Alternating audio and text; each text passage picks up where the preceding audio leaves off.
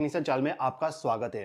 दोस्तों, आज के इस वीडियो के माध्यम से मैं आपको ये बताने वाला हूं कि जो हमारा गीजर होता है उस गीजर का वायरिंग और रिपेयरिंग आखिर किस प्रकार से करेंगे।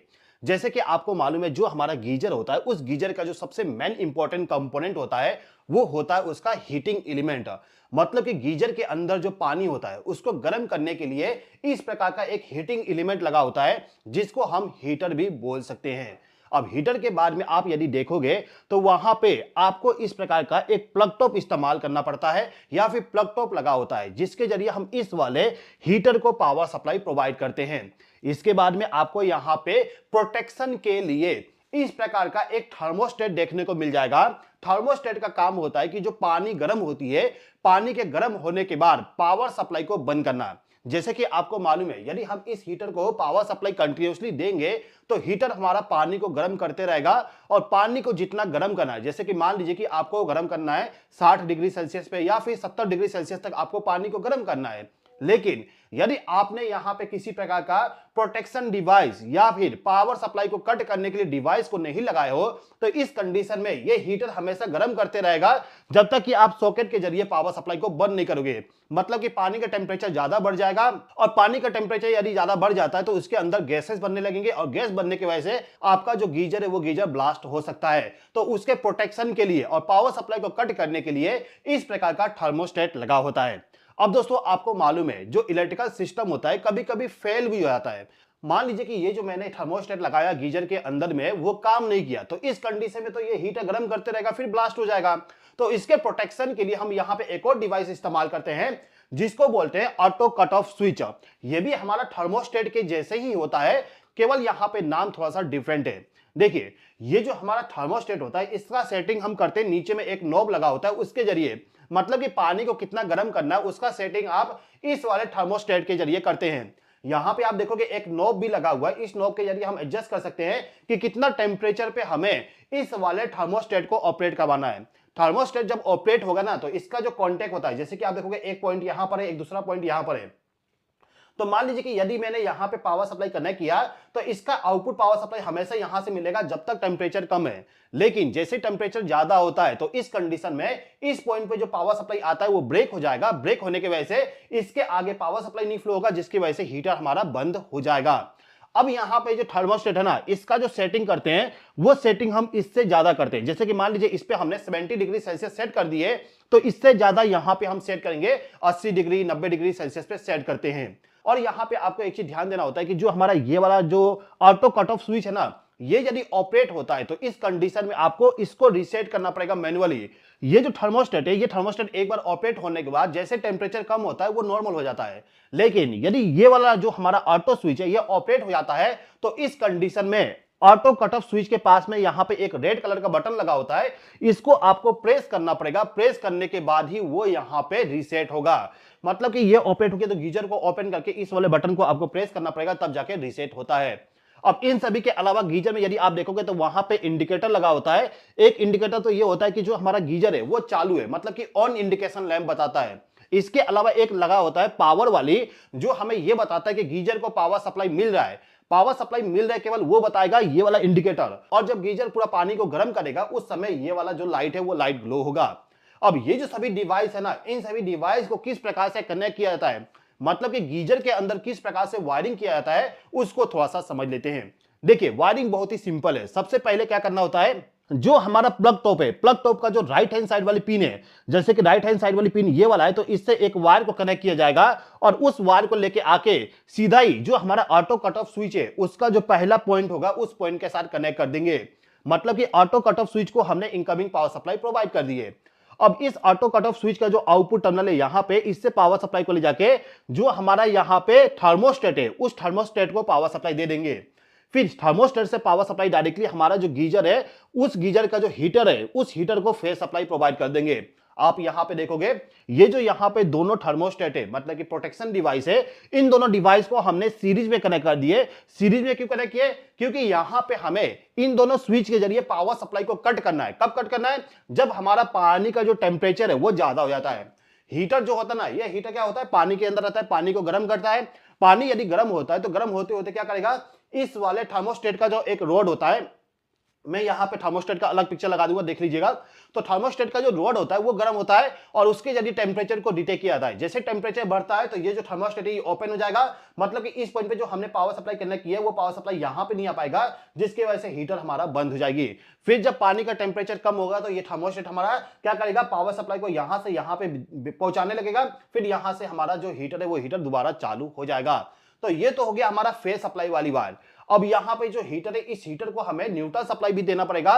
न्यूट्रल सप्लाई के लिए हम क्या करते हैं, प्लग टॉप से एक वायर को कनेक्ट करते हैं और उसको ले जाके डायरेक्टली जो हमारा यहाँ पे हीटर है उस हीटर को न्यूट्रल सप्लाई प्रोवाइड कर देते हैं। जैसे कि आप देखोगे यहाँ पे न्यूट्रल सप्लाई मैंने कनेक्ट कर दिया, तो हीटर का तो कनेक्शन यहाँ पे कंप्लीट हो गया। अब यहाँ पे हमें करना है इंडिकेशन लाइट का कनेक्शन। ये जो पावर ऑन वाली इंडिकेशन है, यहाँ पे हीटर ऑफ लिखा हुआ है लेकिन ऑफ इंडिकेटर नहीं है, ये पावर इंडिकेटर है, ठीक है, यहाँ पे गलत लिखा गया है, पावर ऑन इंडिकेटर है।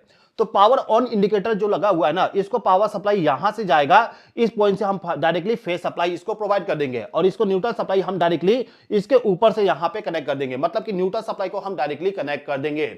इसके बाद यहां पे जो हमारा हीटर ऑन इंडिकेटर है, इस इंडिकेटर में पावर सप्लाई तब जाना चाहिए जब इस थर्मोस्टेट के आउटपुट टर्मिनल से पावर सप्लाई जाता है, मतलब कि हम क्या करेंगे, यहां से एक वायर को लूप करके इस वाले इंडिकेटर को फेस सप्लाई दे देंगे। इसके बाद इसको न्यूट्रल सप्लाई डायरेक्टली ऊपर से कनेक्ट कर देंगे इस प्रकार से। अब यहां पे समझिए कि इस वाले इंडिकेटर को पावर सप्लाई आखिर यहां से क्यों दिया। देखिए, जब मेरा ये थर्मोस्टेट पावर सप्लाई आउटपुट में देगा तब जाके ये हीटर चालू होगा, और हीटर को जो पावर सप्लाई जा रहा है उसी पावर सप्लाई के साथ कनेक्ट करेंगे, तो हीटर जब चालू होगा तभी ये लाइट ग्लो होगा, हीटर जब बंद होगा तो ये लाइट हमारा बंद रहेगा। और ये जो लाइट है ये लाइट हमारा हमेशा ग्लो होगा। पावर ऑन वाली जो इंडिकेटर है वो हमेशा ग्लो करेगा। क्यों ग्लो करेगा, क्योंकि यहां पे जो हमारा प्लग टॉप है, इस प्लग टॉप से फेस सप्लाई डायरेक्टली इस पॉइंट पे आएगा। पावर सप्लाई चालू बंद तो ये करता है ना थर्मोस्टेट, तो ये लाइट हमारा हमेशा ग्लो होगा। लेकिन ऐसा एक कंडीशन आ सकता है कि जो हमारा प्लग टॉप है इसके जरिए हम पावर सप्लाई तो प्रोवाइड करें, लेकिन ना तो ये इंडिकेटर ग्लो हो रहा है ना ही ये इंडिकेटर ग्लो हो रहा है। ऐसा यदि होता है ना तो आप समझ लीजिएगा कि जो आपका गीजर है उस गीजर का टेम्परेचर ज्यादा बढ़ने की वजह से ये जो कट ऑफ स्विच है ये ऑपरेट हो गया है। ये यदि ऑपरेट होगा तो क्या होगा, इस पॉइंट पे जो पावर सप्लाई कनेक्ट किया वो इस पॉइंट पे नहीं आएगा, जिसके वजह से इस इंडिकेटर को पावर सप्लाई नहीं मिलेगा, जिसके वजह से ये वाला इंडिकेटर ग्लो नहीं होगा। तो यदि आपका जो गीजर है उस गीजर से ये वाला इंडिकेटर ग्लो नहीं हो रहा है तो आप एक तरीके से ये समझ सकते हो कि ये जो ऑटो कट ऑफ स्विच है ये ऑपरेट हो गया है। इसके ऑपरेट होने से क्या होगा, आपका जो गीजर का ऊपर वाला कवर है उसको ओपन करना पड़ेगा, ओपन करने के बाद इस वाले बटन को प्रेस करना पड़ेगा, इसको प्रेस करोगे तो दोबारा रीसेट हो जाएगी, ये वाला इंडिकेटर ग्लो हो जाएगा और जो आपका हीटर है वो हीटर गीजर के अंदर पानी को गर्म करना स्टार्ट कर देगा। अब दोस्तों इसके बाद में आपको अर्थिंग भी कनेक्ट करना होता है। जैसे कि आपको मालूम है गीजर जो होता है उस गीजर को हम डायरेक्ट पावर सप्लाई दे रहे हैं और वहां पे इलेक्ट्रिक करंट को हम पानी के अंदर फ्लो करवा रहे हैं। वैसे पानी के अंदर करंट नहीं आती है, लेकिन बाई चांस हमारा हीटर फेल हो जाए तो इस कंडीशन में पानी के अंदर करंट आ सकती है। इसके अलावा जो गीजर का बॉडी होता है उस बॉडी में भी करंट आने का चांसेस रहता है, तो उसको हमें अर्थ के साथ कनेक्ट करना होता है। अर्थ के साथ कनेक्ट करने के लिए जो हमारा प्लग टॉप है उसका जो ये मोटा वाला पिन है या फिर जो सेंटर वाली पिन है उस पिन के साथ में एक वायर को कनेक्ट करना है और उसको ले जाके आपके घर का जो अर्थिंग है उस अर्थिंग के साथ कनेक्ट करना होता है। यदि आपके घर में अर्थिंग नहीं है तो अर्थिंग बना लीजिए, अर्थिंग बहुत ज्यादा इंपॉर्टेंट है और जितने भी आपके घर में इलेक्ट्रिकल डिवाइस हैं उन सभी को आपको अर्थिंग के साथ कनेक्ट करना बहुत ही ज्यादा जरूरी होता है। ठीक है, तो ये हो गया हमारा पूरा कंप्लीट गीजर का वायरिंग। अब दोस्तों यहां पे आपको ये समझना है कि ये जो हीटिंग एलिमेंट है ये यदि खराब हो जाता है या फिर थर्मोस्टेट खराब हो जाता है तो इसको किस प्रकार से चेक करोगे। देखिए दोस्तों, इसको बताने से पहले मैं आपको बताना चाहूंगा, यदि आप इलेक्ट्रिकल वीडियो देख के इलेक्ट्रिकल वर्क सीखना चाहते हो तो इसके लिए मेरे पास में आप सभी लोगों के लिए बहुत सारा कोर्सेस है। हमारे सभी कोर्सेज का पिक्चर आप यहां पर देख सकते हो। हमारे पास में ड्यूअल स्टार्ट का कोर्स है, वायरिंग का कोर्स है, ड्राइंग पढ़ना यदि आप सीखना चाहते हो उसका कोर्स है, यदि आप स्काडा प्रोग्रामिंग सीखना चाहते हो तो उसका कोर्स अवेलेबल है, पीएलसी के बारे में यदि आप सीखना चाहते हो तो पीएलसी का कोर्स हमारे पास में अवेलेबल है, बीएफडी का प्रोग्रामिंग ट्रबल शूटिंग किस प्रकार से करते हैं उसके बारे में सीखना चाहते हो तो हमारे पास कोर्स अवेलेबल है। पीडीएफ यदि आपको चाहिए, इलेक्ट्रीशियन के लिए एक बुक बनाया हूं, उस बुक का पीडीएफ यदि आपको चाहिए तो पीडीएफ भी आप बाय कर सकते हो। इसके अलावा एक सॉफ्टवेयर में इस्तेमाल करता हूं वायरिंग करने के लिए, वो सॉफ्टवेयर किस प्रकार से इस्तेमाल करना, कैसे डाउनलोड करना है उसका पूरा एक कोर्स अवेलेबल है, उसको भी आप ज्वाइन करके सीख सकते हो। अब ये जो सभी कोर्सेस है ना, यदि आप इसको ज्वाइन करना चाहते हो, यदि आप इलेक्ट्रिकल नॉलेज प्रैक्टिकली सीखना चाहते हो तो इसके लिए कोर्स को ज्वाइन करना पड़ेगा। और कोर्स जो है ना, ये कोर्स हमारा जो ऐप है इलेक्ट्रिकल टेक्नीशियन ऐप, जो कि आपको प्ले स्टोर पे मिल जाएगा, उसको आपको इंस्टॉल करना होगा। इंस्टॉल करने के बाद आपको लॉगिन करना होगा, लॉगिन करके आप कोर्स को ज्वाइन कर सकते हो। कोर्स को ज्वाइन करने के लिए ना, यदि आपको कोई समस्या आती है तो ये जो मेरा मोबाइल नंबर है, इस मोबाइल नंबर पे आप सिंपली कांटेक्ट करके मुझसे डायरेक्टली बात कर सकते हो। जो भी आपका क्वेरी होगा उस क्वेरी को सॉल्व कर दूंगा।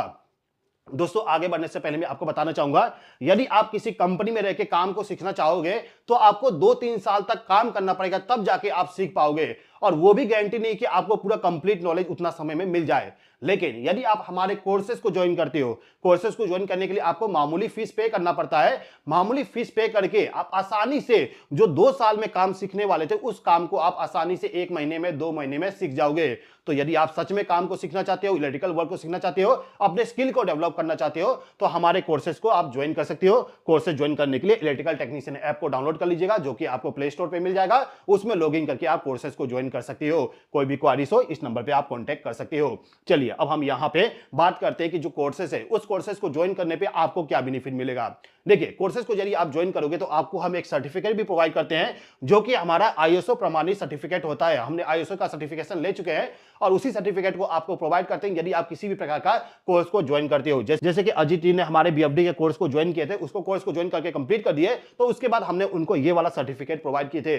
ये सर्टिफिकेट आपको भी मिल जाएगा यदि आप हमारे कोर्स को ज्वाइन करके कंप्लीट करते हो क्लासेस को। तो अब दोस्तों यहां पे ना हमारे पास में एक हीटर है, इस हीटर को हमें चेक करना है। कैसे चेक करेंगे? देखिए, हीटर को यदि आपको चेक करना हो तो सिंपली क्या करोगे, मल्टीमीटर जो होता है ना, उस मल्टीमीटर को आपको रेजिस्टेंस पोजीशन पे लगाना होगा। मल्टीमीटर को आप रेजिस्टेंस पे लगा दीजिए। लगाने के बाद में मल्टीमीटर का जो दोनों प्रोब होता है उस प्रोब को लेकर आइए और हीटर का जो 2 टर्मिनल है उन 2 टर्मिनल के साथ इसको कनेक्ट कर दीजिए।